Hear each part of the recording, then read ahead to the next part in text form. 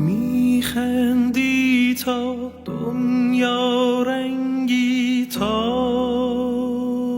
شود، با لبخندت شادی بی اندازه شود. میخندی تا خوش بنشینی در باور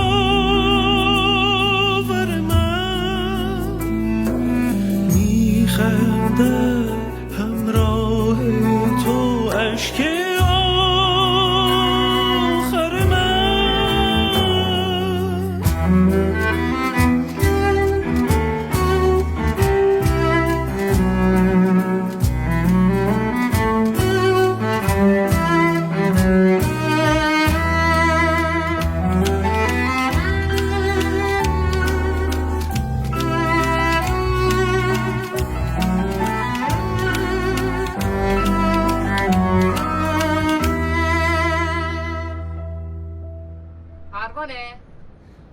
پروانه اومدم. نمیشنوی؟ 100 دفعه دارم صدات میکنم.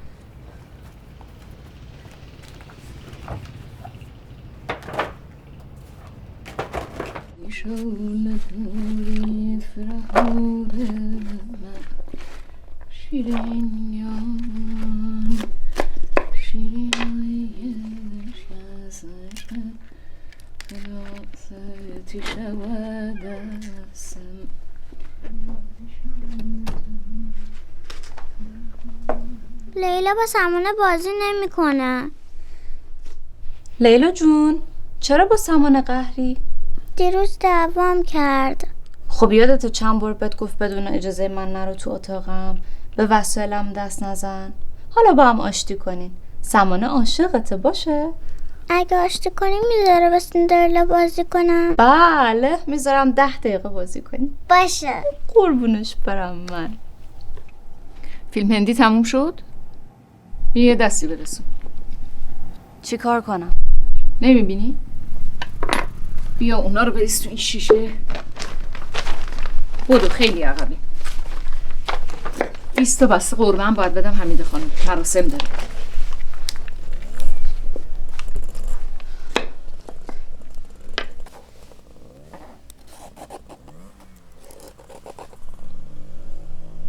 باش حرف زد. بسه، نمیخوام بشنوم.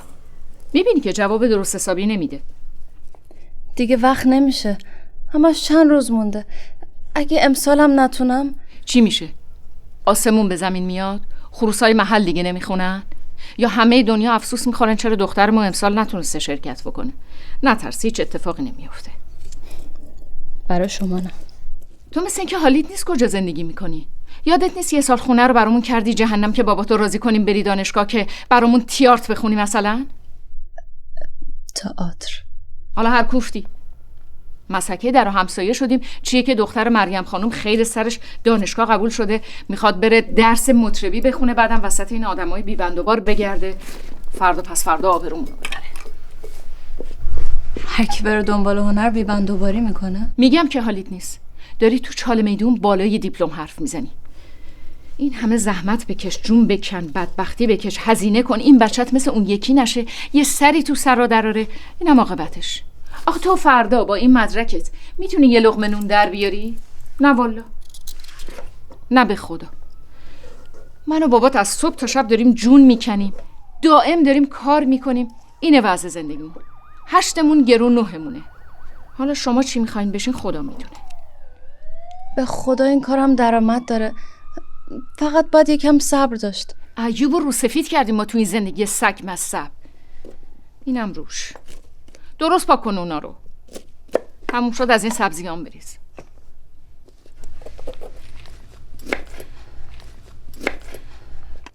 دست نزن پریزاد، اونا مال ترشیه.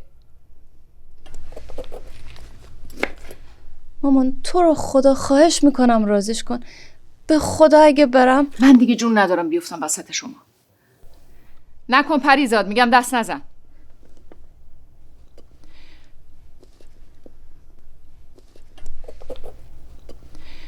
خسته هم پروانه، خسته. 2 ساله دارم به هر بهونه‌ای با 1000 دوز و کلک خواستگارات رو رد میکنم که تو خیر سر درستو بخونی. همین برام بسه. دیگه حالا هرچی پشت سرمون میگن بماند. چه حرفی؟ میگم نکن پریزاد. مامان،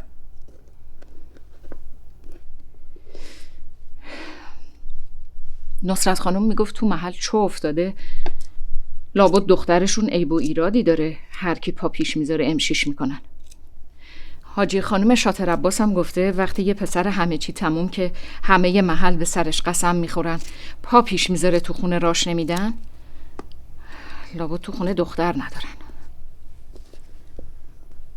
یعنی چی؟ یعنی چی و ولش کن، اصل حرفو بچسب. اصل حرف اینه که من با کسی که 12 سال ازم بزرگتره و سواد سیکل و کارش دلالیه چه اشتراک و تفاهمی دارم که باش بخوام برم زیر یه سقف؟ تفاهم؟ شکم سیری حرف میزنی سیندرلا جان. انگار لنگ کفش تو گوشه زنبورک خونه پیدا کردن، قطار قطار شازده وایسادن اینجا یکیشو خودت انتخاب کنی. گوشنگی نکشیدی، اجاره خونه عقب نیفتاده، نفهمیدی که هویج و خیار و سیر و سرکه و کوفت و زهرمار 40 برابر شد که خم به ابروات نمیاد. مردم از گوشنگی به آدمخوری افتادن، تو از تفاهم حرف میزنی؟ تو مثل که از وقتی رفتی دانشگاه تو یه کشور دیگه زندگی میکنی. کجا؟ مگه امروز دانشگاه نداری؟ بشین اینا رو تموم کن بعد.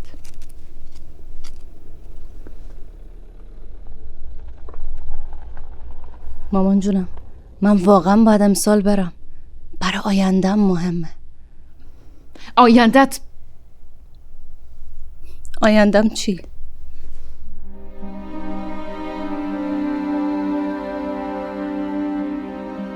همیشه همینجا مکالممون نصف نیمه میمونه.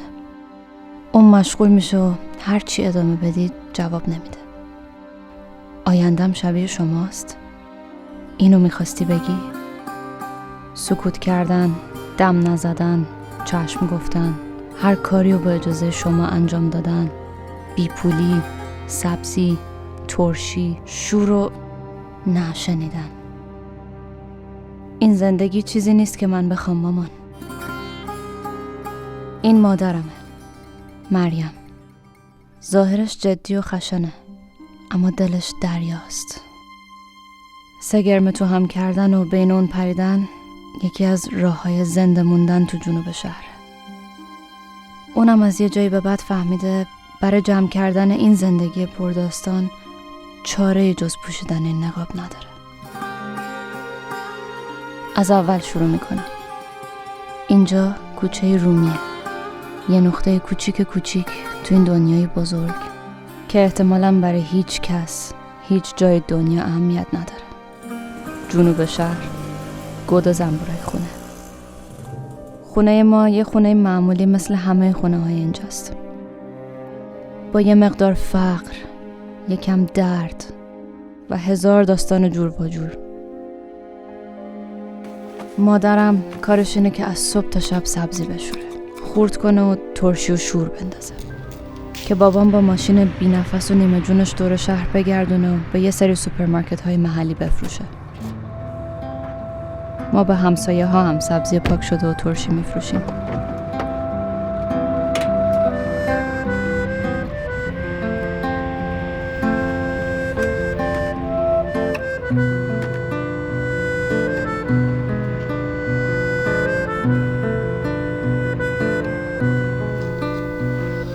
من تئاتر میخونم. چون اینجا رشته‌ای به اسم رقص یا پرفورمنس وجود نداره، مجبور بودم یه چیزی نزدیک به علاقم پیدا کنم که حداقل تو تحصیلاتم احساس بتالت نکنم.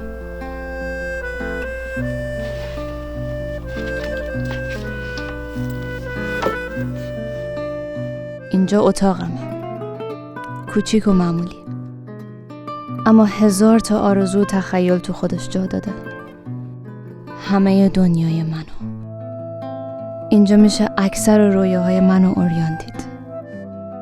رقص، رنگ، موسیقی، تئاتر و سینما. بقیه‌شونم تو مغزم حبس کردم که فقط دست خودم بهشون برسه. آدمای معمولی به ساده ترین و معمولی ترین رویاهات هم میخندن. یکی از اولین چیزایی که اینجا یاد میگیری همینه. رویاهاتو به هیچکی نگی، حتی به خانوادت.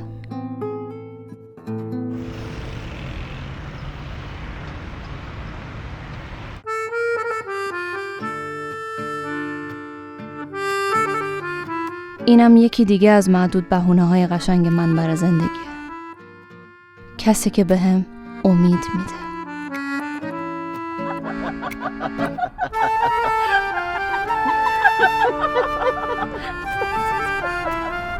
میبینن اون دیوونه. خب بذار ببینن تو چششون درات.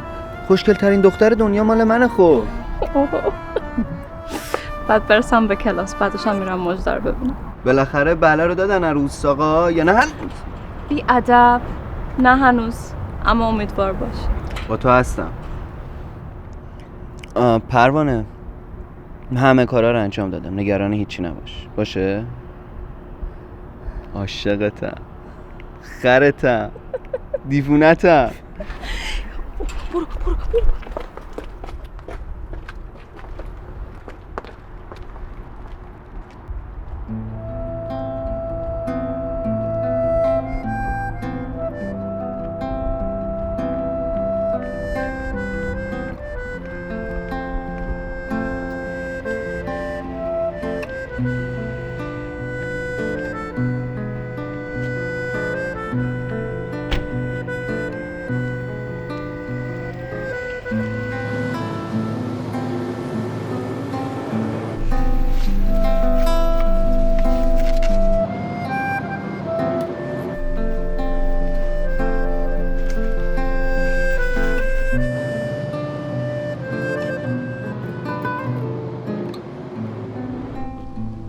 حال کردی کیفیتو؟ یعنی بابات ببینه اینو میگه خودم میخوام بیام المپیاد. مسخره. چطور تو پس؟ مطمئن نیستم امسالم بشه. البته ناامید نیستم، چون مامانم میگه نه مخالفت کرده نه موافقت، که خودش خبر خوبه. آره بابا، ناامید چیه؟ تو برو رو مخ مامانت، خودش میدونه چه جوری راضیش کنه. فقط ببین واقعا زیاد وقت نداریم من بعدم رو فردا بلیطا رو بگیرم. نه صبر کن، بذار قطعی بشه، بعد بالاخره تو همین 1-2 روز راضیشون میکنم.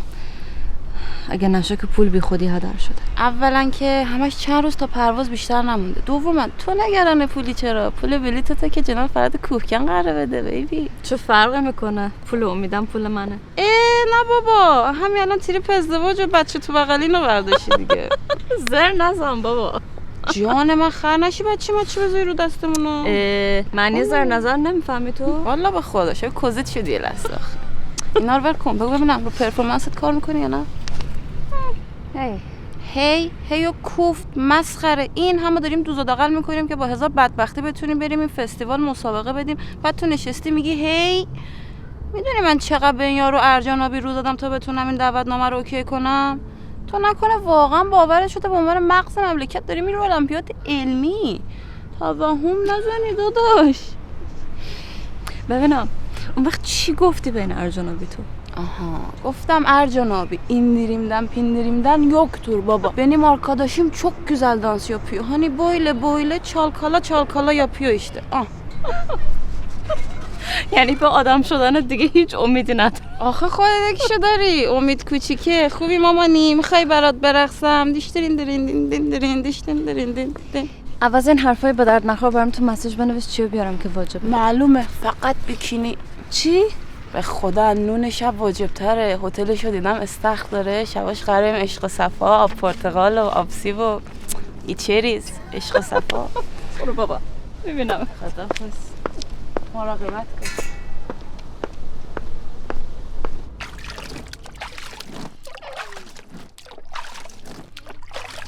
آجی با من بازی میکنی؟ آجی با من بازی میکنی؟ آجی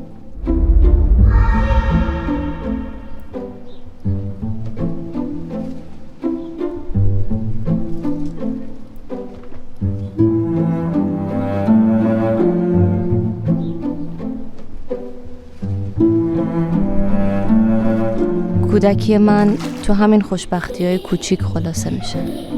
غلط خوردن تو فرغون آب که جکوزیمون بود، ترشی انداختن با مامان، سر و کله زدن با ابی که حالا دیگه نیست و یه عالمه خنده و شیطنت و سرخوشی. پروانه، ابی، چی غلطی میکنی؟ بدو تو. وایسا. از همون موقع بود که عاشق رقصیدن شدم. میگم وایسا. وقتی لای ملافه ها میچرخیدم و همه چی برام شبیه یه رویای سفید و زیبا بود. من هنوز تو رویاهامم، اونجا خوشحالترم. نمیذارم کسی ازم بدزدتشون. آجی ها؟ جان، گفتم با من بازی میکنی؟ پروانه، اون دبه ها رو بیار بده به من. بدو.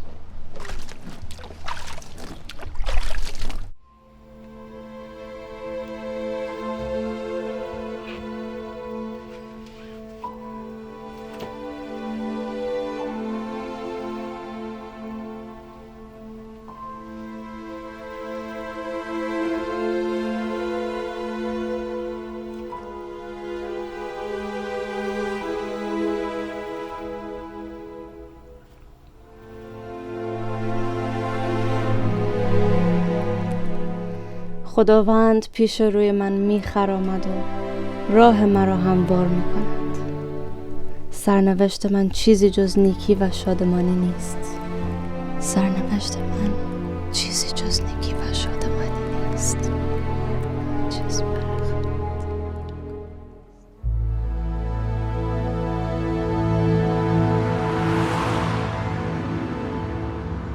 هفتش ماه پیش اومده بود اونجا، خیلی گرم بود، خیلی کار میکرد، پرهیجان بود. یه دفعه گذشت رفت، ما واقعا خبرش نداریم.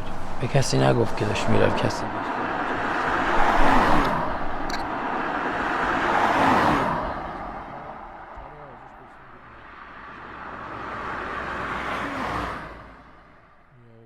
آمی 8 ماه یعنی 4 ماه 5 ماه اینجا به خوب خیلی کاری. منم خیلی خوشم اومد از بعد یه دفعه گذشت رفت.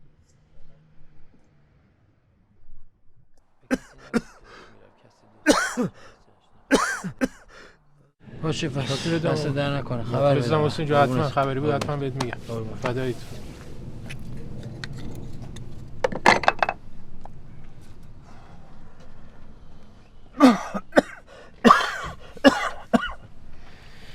میگه اولش اومده بود خیلی گرم بود، هم دوستش داشتن. دیگه چند ماه پیش بی خبر از همه زده بیرون و هیچکم ازش خبر نداره. خب به جمالت همین دیگه. 20 دقیقه داشتن حرف میزدین، همین چند تا جمله رو گفت؟ آره به خدا آمار دقیق نداشت. حالا من با بچه های تحقیقات صحبت میکنم، آمارشو میگیرم واسط. کفتر جلده دیگه، هر جا دون بخوره تش هوای سهله خودشو میکنه. این کفتر نه جلده نه به پشتمون صاحبش دل خوشه، به پریدن احتیاج داره. چی شد؟ بازم این توتون چیه؟ جوابشو چی بدم؟ خودت جوابشو میدونی. مرد حسابی تو اصلا مثل که حواست به خودت نیستا. آتیش به آتیش سیگار داری روشن میکنی. مگه دکتر بهت نگفته که هر یه دونه سیگار هم مثل تیر غیبه واسط؟ بیا قلبتم که بدتره، مثل که اصلا یادت نیستا همین چند وقتی پیش سکته دوم رد کردی. بادم جون بم آفت نداره. بادم جون بم چیه مرد مومن؟ بگو جیگر زلیخا، تو یه جای سالم واسه خودت گذاشتی؟ اصل مریضیتم که به خانوادت نمیگی. بابا دکترت بهم گفت وضعت خرابه، چرا متوجه نیستی؟ فردا که پا شدیم رفتیم آزمایشتو گرفتی، هر چی که گفت انجام میدی یا؟ بشین بریم پاتو کشولا.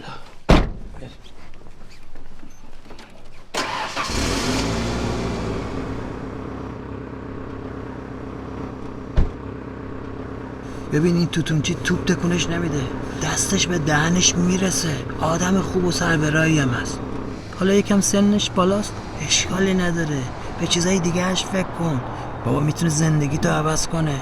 حال خراب خودتو ببین، وضع خانواده‌تو ببین، همه اینا رو میتونه یه روزه تمامش کنه. سلام بابا جمال. سلام دخترم. خواهرت کجاست؟ تو اتاقشه. امروز آب بازی کردیم. حمیده خانم اومد. باشه دخترم، برو با عروسکت بازی کن. باشه. خسته نباشی. دیر اومدی. ماشین یه ذره گرفتگیر داشت، بردمش پیش حسین یه نگاهی بهش بکن. چش بود؟ چش باید باشه، پیر شده دیگه، جون نداره سواری بده. حال چنقدر اونو؟ پروانه چی کار میکنه؟ چی کار داره بکنه؟ فکر و خیال. میگه اگه این المپیادا نره سال دیگه دانشگاه اسمشو نمیذاره تو لیست، ولی اگه امسال بره مقام بیاره هم بهش پول میدن هم تخفیف برای شهریه دانشگاه. شام چی داریم؟ قشنگ بحث عوض میکنی. شام که قرمه سبزی داریم، اما تکلیف این بچه رو روشن کن. گناه داره بیچاره، برای آیندهش خوبه. کدوم آینده؟ کی از آینده خبر داره؟ دستامو بشورم برگردم.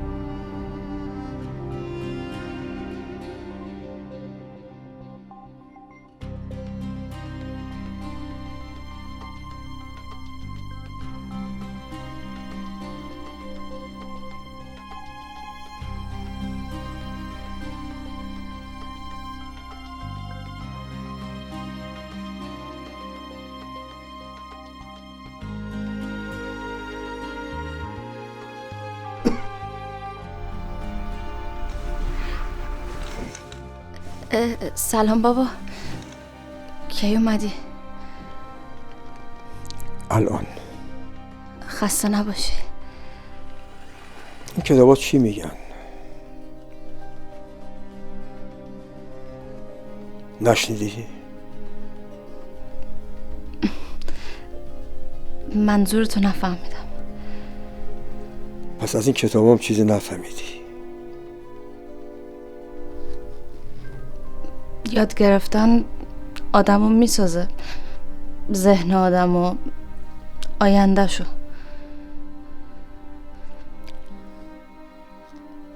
انسان را از این همه کار کردن و زحمت زیر آفتاب چه سود؟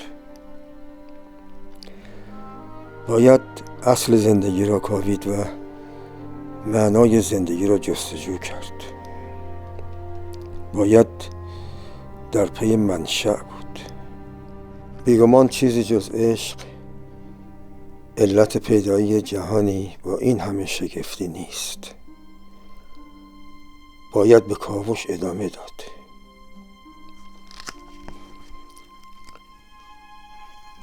به اینا اعتقاد داری؟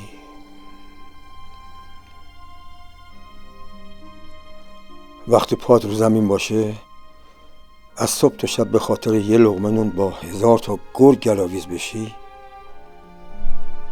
تازه میفهمی که این روزه ها فقط تو همین 4 دیواری کار میکنه. پاتو که بذاری بیرون، یا میخوری یا میخورنت.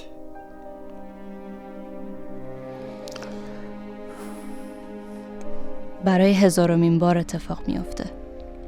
میخوام جواب بدم اما نمیتونم. میترسم. میدونم جوابش چیه اما باز سکوت میکنم، چون آخرش برنده من نیستم. اینجا چیزی عوض نمیشه، باید خودت عوض شی. البته اون خودشم به چیزی که میگه خیلی اعتقاد نداره، ولی زندگی وادارش کرده به زبانشون بیاره، چون خسته شده. بس که کوبیده و باز نشده. وگرنه بابام خودش عاشق هنر بود. یادم بچه بودم شب جمعه ستارشو کوک میکرد و برامون میزد. کنده کاری رو چوب میکرد و کلی کار دیگه که دیگه نمیکنه. مامانم هم صدای قشنگی داره. همیشه بابام ساز میزد و اون باش میخوند. منم به سازشون میرقصیدم. اما سالهاست سازش تو انباری خاک میخوره. مامانم هم دیگه صداشو نمیندازه تو سرش. فقط یواشکی برای خودش میخونه. یه جوری که کسی نفهمه. اما چرا اینجوری شدیم؟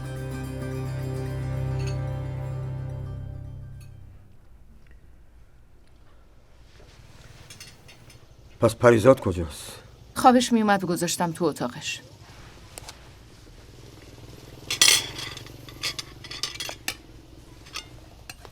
خانم آقا سلطانی میگفت قیمت میوه سبزیای میدون جاده خاوران با مال ما تومانی 100 قرون فرق داره. گفتم آدرس بده ببینم اگه به سرفست بریم از اونجا خرید کنیم. هویج کیلو 2000 تومن گرون شده. خیار شده خدا تومن. سرکم که انگار آب طلاس، 20 صاب همینطور با دلار میره بالا. هرچی بیشتر کار میکنیم کمتر سود میبریم. چی میگی جمال؟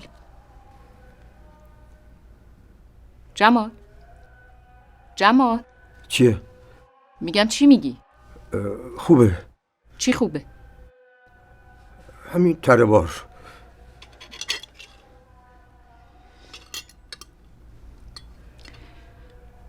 پروانم التماس دعا داره برات. پارسال که پای پرواز جا موند، همه همکلاسی‌هاش رفتن مقامم آوردن. سعی سالما برگشتن، هیچ کس هم چیزیش نشد. الان 2 ماه داره میگه اگه بخواد اقدام کنه همین امروز فردا باید جواب بده. چه اصراریه یه دختر تک و تنها بره توی کشور غریب؟ تنها چرا؟ 20 نفرن. مسئولای دانشگاهم که باهاشون هستن. اولین بارم که نیست، هر سال دارن میرن. تا حالا هیچ کس چیزیش نشده.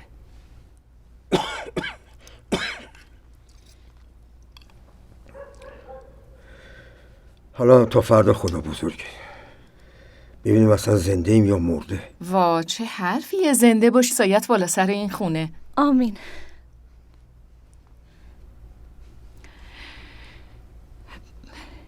میگم از ابی چه خبر؟ خیلی وقت زنگ نزده ها. خوبه، نگران نباش. واقعا میگی؟ از کجا میدونی؟ امروز حسین یکی از بچه‌های کمپو تو خیابون دیده. خبر ابی رو ازش گرفته. تو اصلویه مشغول کارشه. سرشون هم خیلی شلوغه. وای خدا رو شکر بچم عاقبت به خیر شد. یه بچه رو با موبایلی چیزی زنگ نمیزنه. باید سایت بیان تو شهر که این روزا فرصت نمیکنن. گفته زود زنگ میزنه. چی شد؟ جمال چیزی نیست. غذاتون رو بخورین.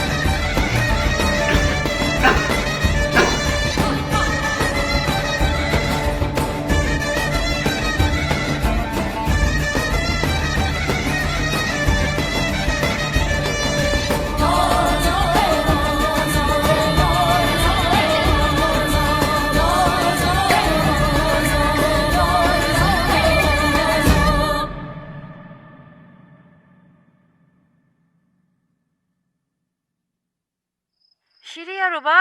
نمیدونم، فکر کنم شیر. ای بابا، پس کی معلوم میشه؟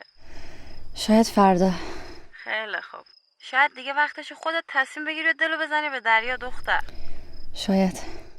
با امید حرف زدم فردا یا پس فردا باید بلیط‌ها رو بگیریم، چون پرواز استانبول خیلی شلوغه، ممکنه بلیط گیرمون نیاد. امید گفت بگیر، توکل به خدا. باشه، توکل به خدا. خداحافظ.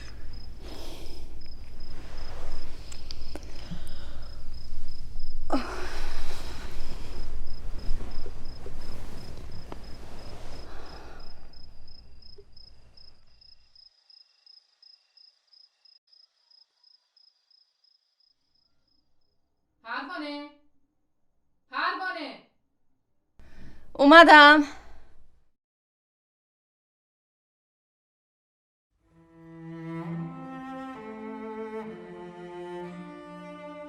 اینجا صدات نمیکنن که حالتو بپرسن. وقتی صدات میکنن باهات کار دارن.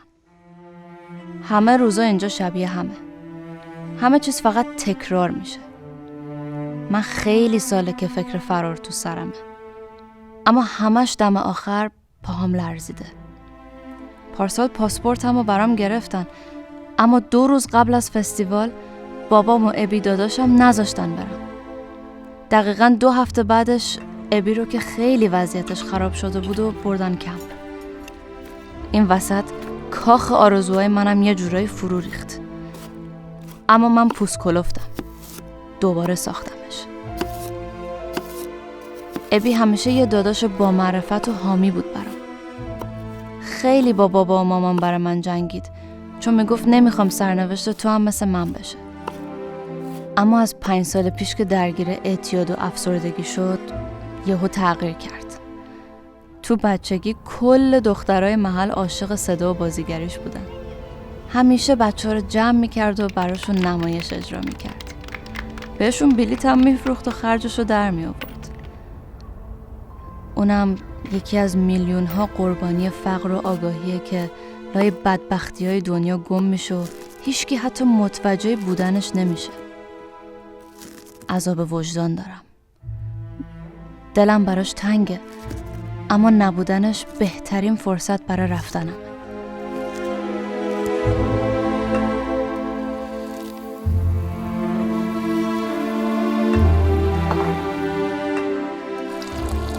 من و امید عاشق همیم. نه 1 سال و 2 سال، از بچگی. امید همیشه هوای منو داشت. کسی تو کوچه جرئت نداشت بهم چپ نگاه کنه. اما چشمای خودش همیشه قابل اعتماد بود. عاشقانه نگاه میکرد. اولین بار من بودم که آوردمش تو حیاط. دنبال یه فرصت خوب گشتم و بعد بوسیدمش. سرخ شده بود مثل لبو. بعد فرار کرد. تا 3 روز از خونه نیومد بیرون. نجیب و معصوم بود. اما برای این عاشقش نشدم. عاشقش شدم چون با همه فرق داشت. اون اولین نفری بود که بهم یاد داد نباید تسلیم شرایط بشیم. همیشه میگفت پدر و مادرای ما هم مثل بقیه آدمای اینجا مرده های متحرکن. آرزوهاشونو کشتن و دارن توی منجلابی که اسمشو گذاشتن واقعیت زندگی میکنن. اما ما تصمیم گرفتیم برای رویاهامون بجنگیم. برای همین همیشه مشوق هم بودیم. با هم کتاب خوندیم، زحمت کشیدیم و دیوونگی کردیم. من رفتم سراغ تئاتر و سینما. اون تازه کارشناسی حسابداریشو گرفت. امید اصرار داره این سفر که رفتیم ترکیه همونجا بمونیم و برنگردیم. من به عشق و علاقم برسم و اونم تو شرکت و دوست قدیمی پدرش که سالها اونجا بیزنس داره مشغول شو و زندگیمونو بسازیم. مادر امید ارمنیه. برای همین کسی تو محل باشون وصلت نمیکنه، چون میگن این خانواده نماز ندارن. برای همین ازدواج ما هم اینجا شدنی نیست. چندین بار مادرم به این اشاره کرده که پسر خوبیه، اما هر کی با اینا اینجا وصلت کنه باید از محل بره. چه برای موندن چه برای رفتن به اندازه کافی دلیل هست. اما من واقعا نمیدونم باید چی کار کرد. فقط میدونم این شاید آخرین فرصتم باشه. به به پروانه جون، چه عجب چشم ما به جمال شما روشن شد خانوم. اختیار دارین. پروانه کیه مادر؟ سودابه جونن، بفرمایید. پروانه جان دستت درد نکنه، برو سر درس و مشقت مادر. با اجازه. سلام سودابه جان. سلام عزیزم، سفارشای من حاضره؟ بله همش حاضره، اتفاقا گذاشتم دم دست. ای قربون دستات برم من. از ابی جون چه خبر؟ ابی جنوب دیگه کار میکنه. اتفاقا دیشب باهاش حرف زدم، از کارش خیلی راضیه، مدیر قسمت خودش شده ماشاءالله. ماشاءالله ماشاءالله. نمیاد بهت سر بزنه؟ چرا نمیاد؟ این روزا سرشون شلوغه، میاد یه ماهی هم میمونه. چشم و دلت روشن باشه. قربونت برم، دستت درد نکنه. مرسی، خداحافظ. قربون شما، به آقا مرتضی سلام برسون. قربونت.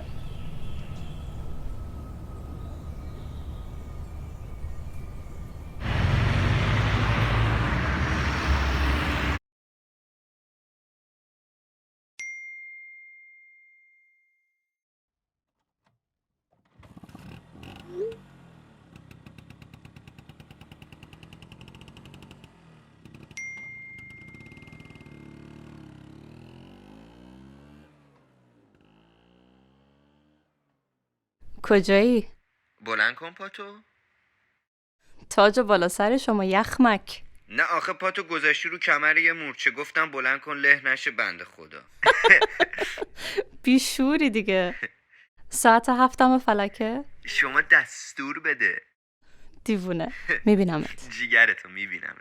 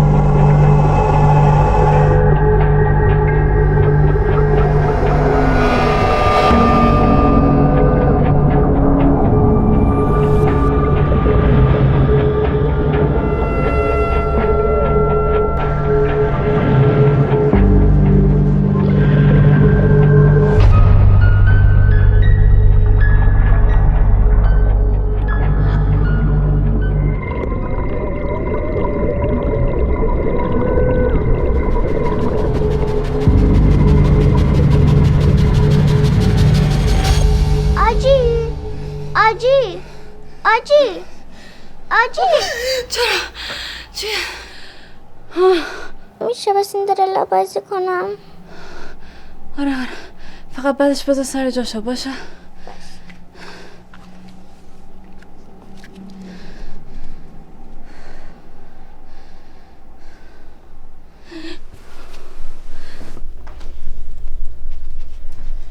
مامان بعد برم برای کلاس چیزی بگیرم، زود برمیگردم. تا بابات نیومده زود برگرد. حتما. خواهش میکنم امشب بله رو بگیر باشه. من هر کاری از دستم میومد کردم، دیگه بقیهش با من نیست. برو خودتو لوس نکن.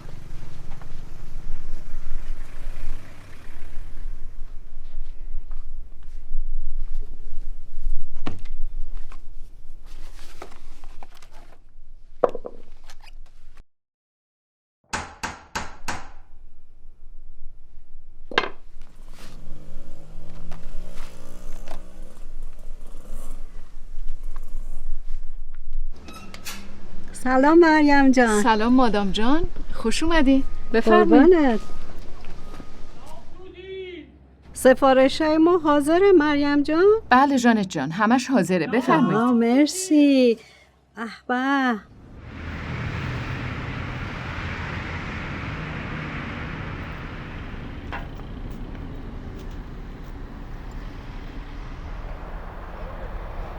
خواستم قبل از جواب قطعی بابام امشب ببینم، چون نمیدونم وضعیت خونه چجوری پیش میره.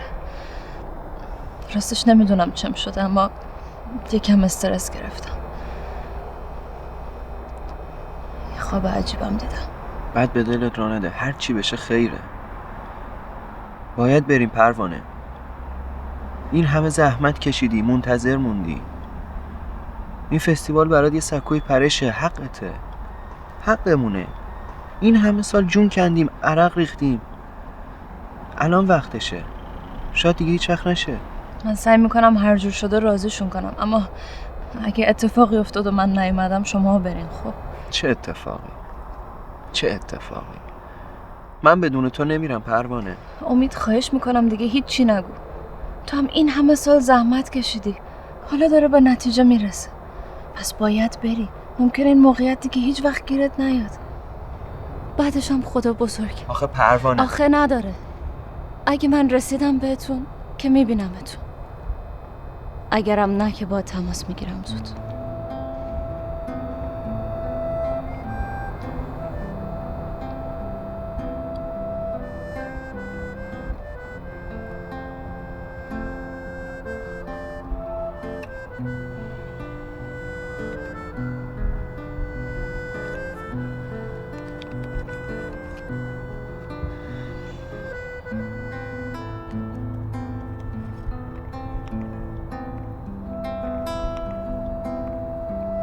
آدرس محل قراره. دوست دارم.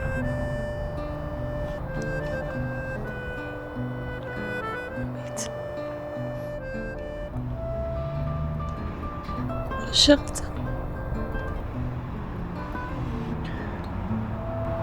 پروانه بیا، اگه شده دنیا رو هم زیر رو کنی بیا. بدون تو نمیشه.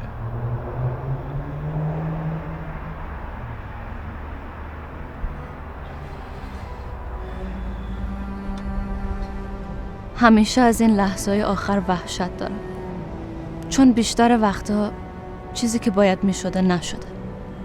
تا به دومش رسیده یه چیزی مانع شده و نقشه ها نقش برآب شده. اما دیگه نمیخوام فکر نشدن بکنم. این همه سال منتظر موندم، ذهنمو تربیت کردم و عادتش دادم به شدن فکر کنه. این دفعه باید بشه. وضعیت قلبتون با نتیجه آزمایشی که میبینم خیلی وخیمه. شاید عمل جراحی بتونه درمانش کنه، ولی نمیخوام امیدوارتون کنم. نباید تسلیم زندگی شد، چون اگه بفهمه درونت خالی شده مثل خوره میخورتت، سر میشی، میخشکی. زندگی کردن کار سختیه، خیلی سخت. باید براش آموزش میدیدیم.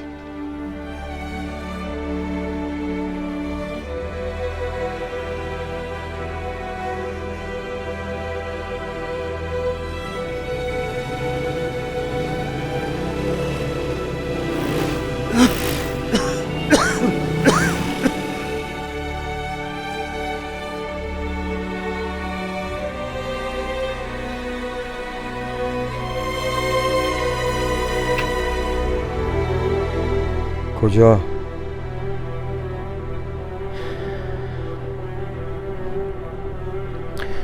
زاهدان.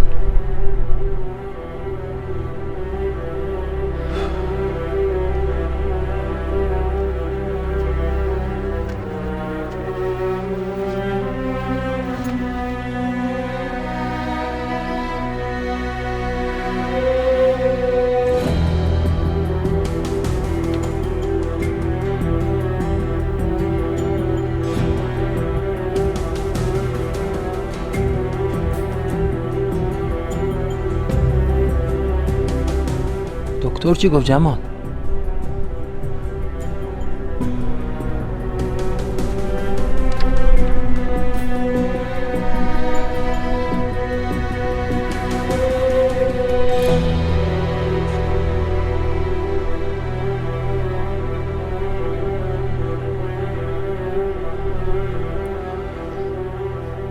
اینو باید بهت بگم، توتونچی دوباره زنگ زد. هر کاری بخوای میکنه. گفته باید حرف بزنم آخر هفته پا پیش بذاره قال قضیه رو بکنه.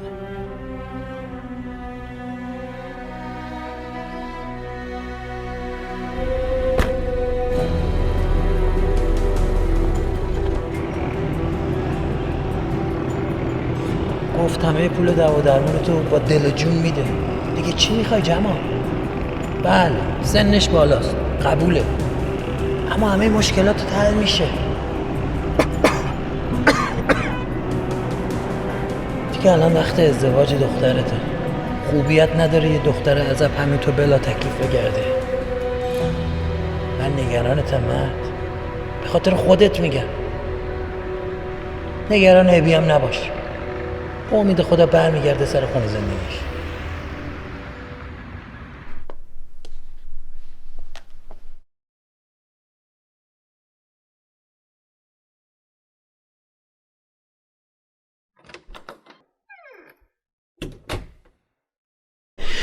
سلام آجی. سلام قربونت برم. خوبی؟ سلام.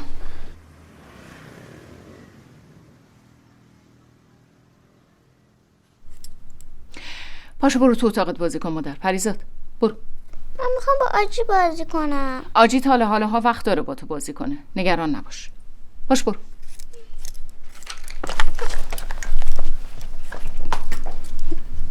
چی شده؟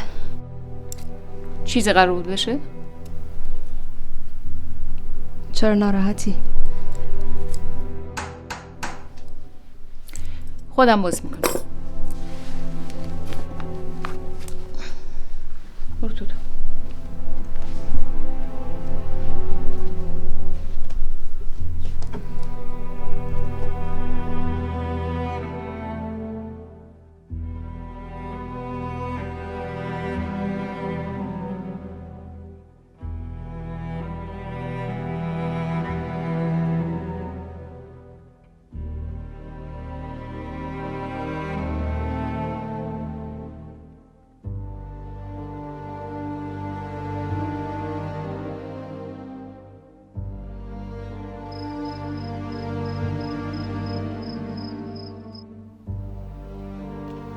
پروانه بیا شام حاضره.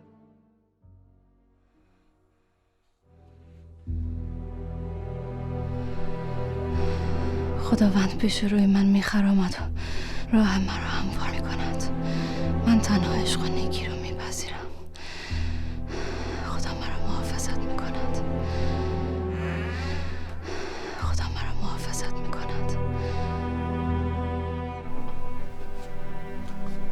سلام.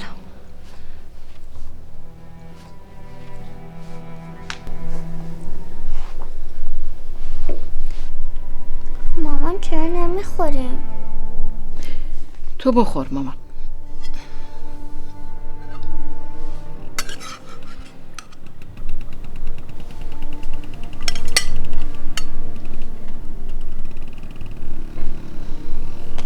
همه بخوریم. چه خبر؟ خبر سلامتی. امروز چند تا مشتریای قدیمی اومدن ترشی بردن.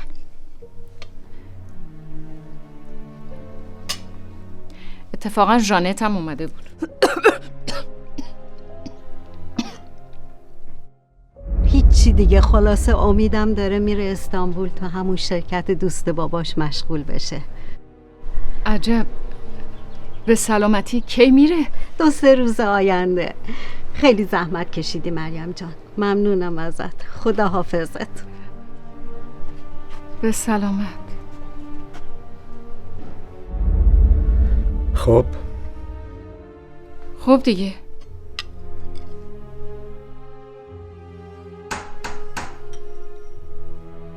کی موقع شب؟ نمیدونم.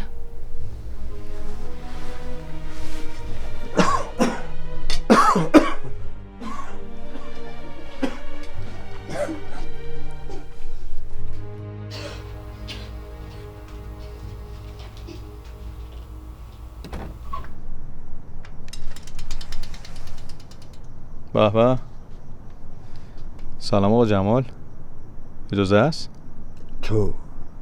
تو اینجا چیکار میکنی؟ کی اومدی؟ الان دیگه.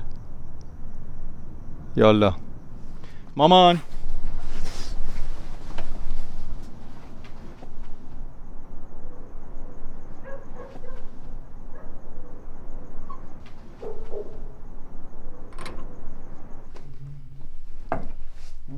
داداشوی چطوری خاله سوکسه؟ بیا ببینم. وای قربونت برم. کجایی پس تو؟ چه بیخبر؟ مزدش به بیخبریشه دیگه. چقدر چخ شدی ماشاءالله، عوض شدی. کار مایای جنوبه. خیلی عوض شدی، جدی میگم. برم برات یه اسپند دود کنم. شروع شد. 3-4 ماه دوباره باشگاه رو شروع کردم. حالا سوکسه دست بزن. سنگ فشار بده. دیدی؟ بگیر ببینم. این چی آخه؟ اسپندونه، اسپند 130 دونه. قوم و پیش و بیگانه، چشم حسود بتره کنه.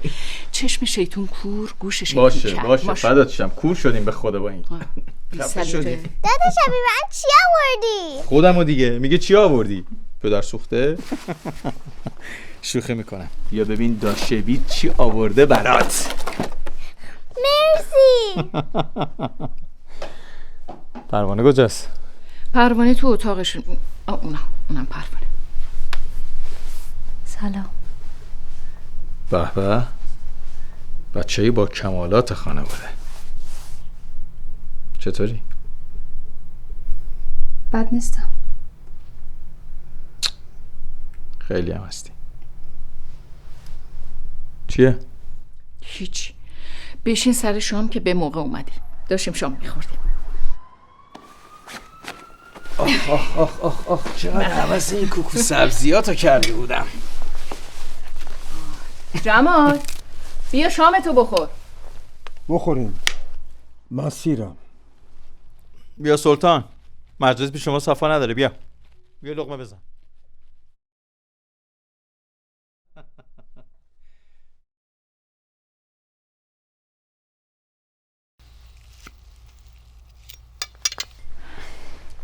عسلویه چه خبر؟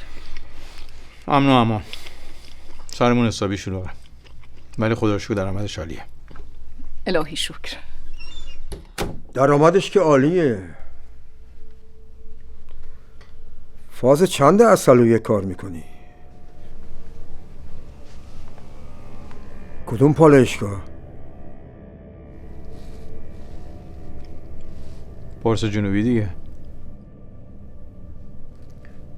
پارس جنوبی از فاز 25 داره تا 38. تو کدوم فازشی؟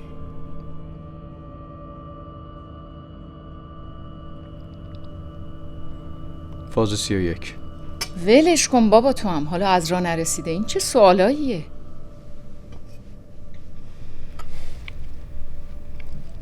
تو چیکار میکنی؟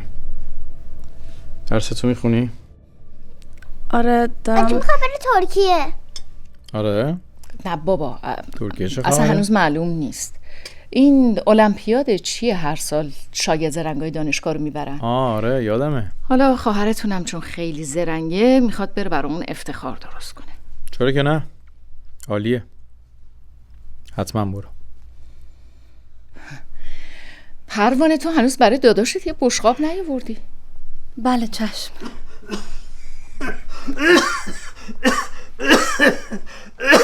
چی شد جمال؟ جمال؟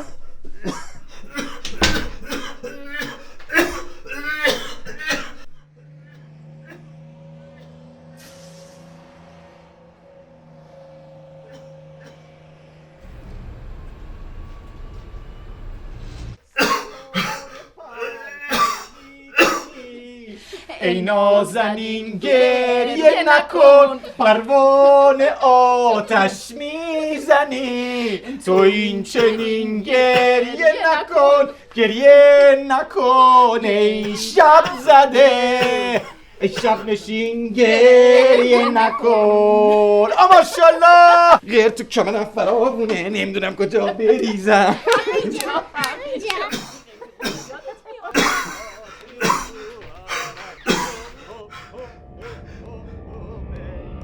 بین و بماتین بوهانه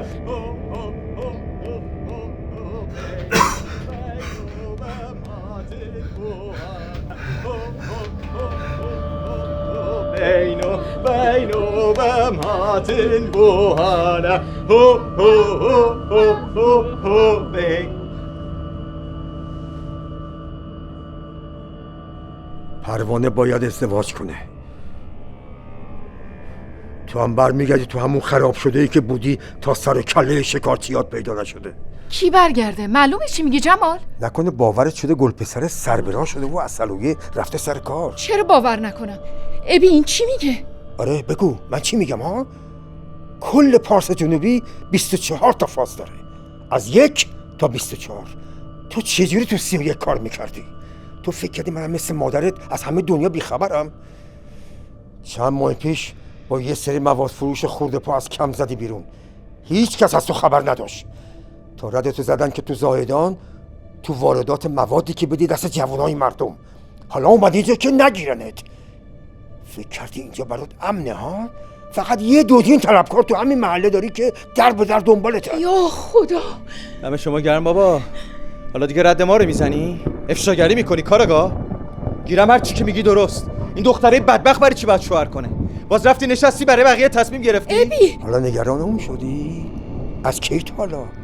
تو خودت یه اون مثل بختک تو زندگیش بودی، نمیذاشتی آب خوش از گلوش بره پایین. حالا فردین شدی؟ نه فرمون خان، فقط اون موقع خر بودم نمیفهمیدم خودش عقلش میرسه برای زندگیش تصمیم بگیره. الان که فهمیدم نمیخوام کسی بهش چیزی رو زور بکنه. نمیخوام بلای من سرش بیاد که مجبور شدم همه آرزوهامو تو همین قوطی ترشیای 20 صاحب جال کنم. اگه سر به راه بودی تو هم مثل اون میرفتی دنبال آرزوهات. جدی میگی؟ یعنی یادت نمیاد که تو ظل آفتاب و سرما مجبورم میکردی قوطی ترشی و سبزی بکشم اینور اونور شهر؟ یادت نیست نه؟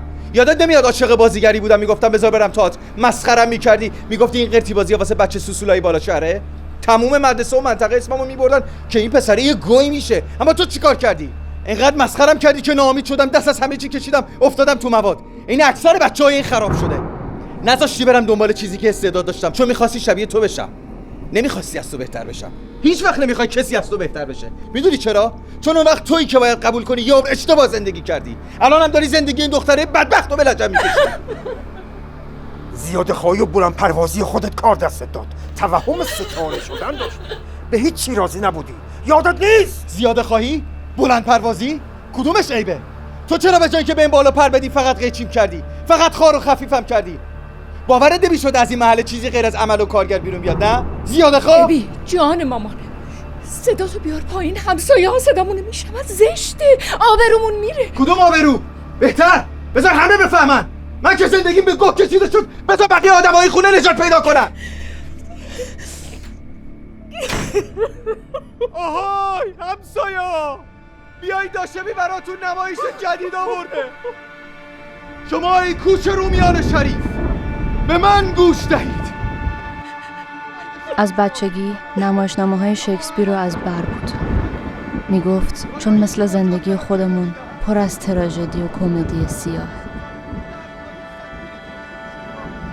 میزد رو سینه‌شو میگفت اما من یه روز حقمو از این زندگی میگیرم. چرا نمیاد اون یه روز؟ این تراژدیه.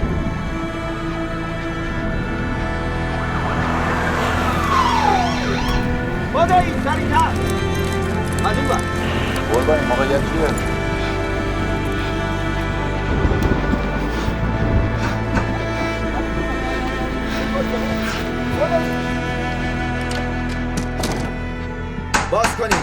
باز کنین پلیس. قربان ظاهرا از پشتمون فرار کرد. منطقه رو زیر نظر داریم.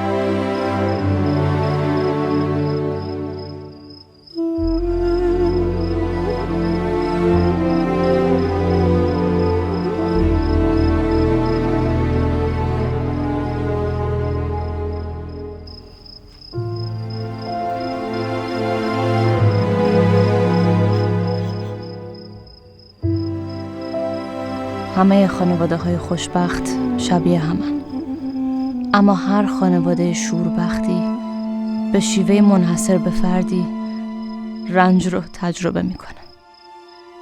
ساخت شور به نظر راحته، اما یه سری جزئیات خیلی ساده هست که اگه حتی یکیش رعایت نشه همه محصول به هدر میره. مواد اولیه‌اش 4 ترکیب اصلی داره که همشون به طرز جالبی هم همدیگر رو خنثی میکنن هم تکمیل. سرکه برای اسیدی کردن، آب برای کم کردن تیزی مزه اسید، شکر برای متعادل کردن اسید و نمک برای طعم دادن بهش. هر کدوم از این ترکیبات کم و زیاد شه نتیجه خوشایند نخواهد بود. همین جزئیات ساده و البته طی شدن یه زمان مشخص یه ترشی فوق‌العاده رو میسازه. زمان همیشه مهم و تعیین کننده است.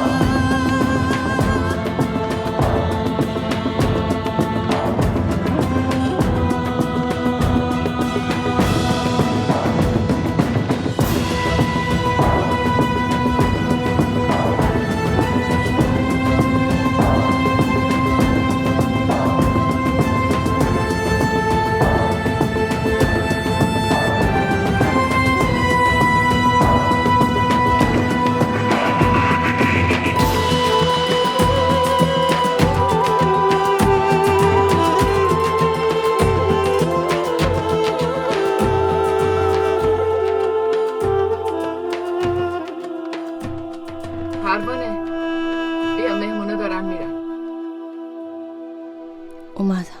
پروانه نمیای؟ دلم آشوبه، نمیتونم.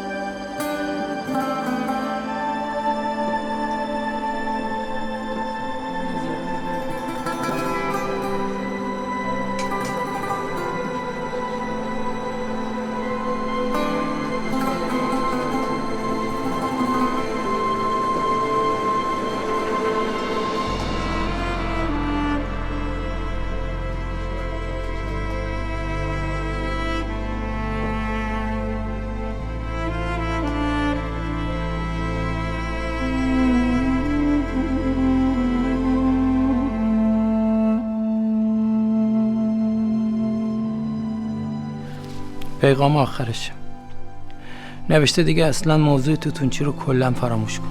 گفته دیگه اصلا حرفش هم نزن. منم جای برادرتون. اگه کاری چیزی دارید مدیونید بهم نگید. خیلی ممنون، لطف دارید. با اجازت. به سلامت.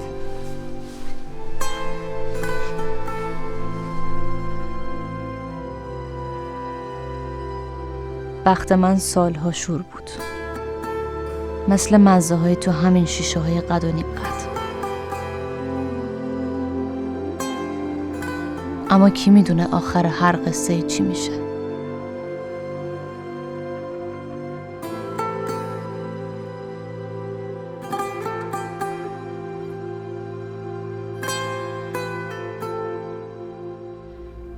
ابی سلام رسون. کجاست؟ منتظر ببرنش یونان. هفته دیگه هم با یکی از دوستاش میره جای دیگه. گفت بگو پروانه تا آخر خط باید بره، تا آخر راه. هممون حمایتش میکنه.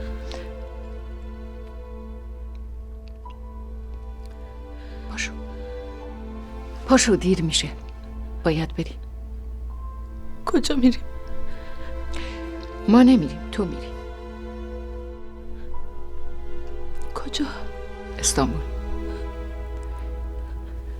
با مژده و امید حرف زدم، همه چی جوره. پس فردا باید بری رو صحنه. شما رو تو این وضعیت تنها بذارم؟ تنها نیستیم، داییت اینا دارن از سقز میان. نمیخوام وقتی رسیدن تو اینجا باشی.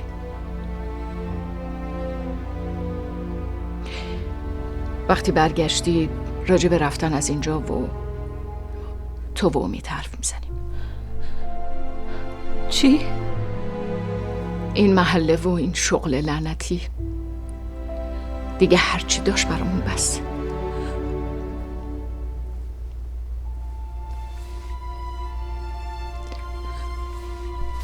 باشه.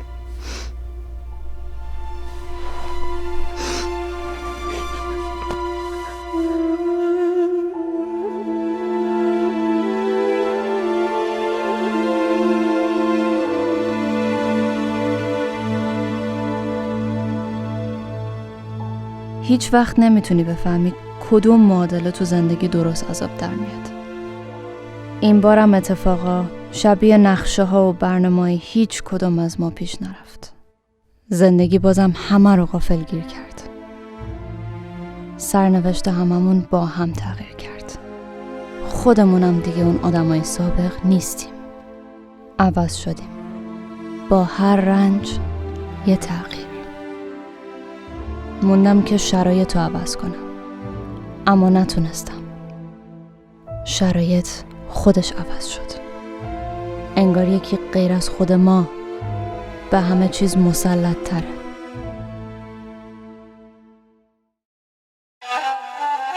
شد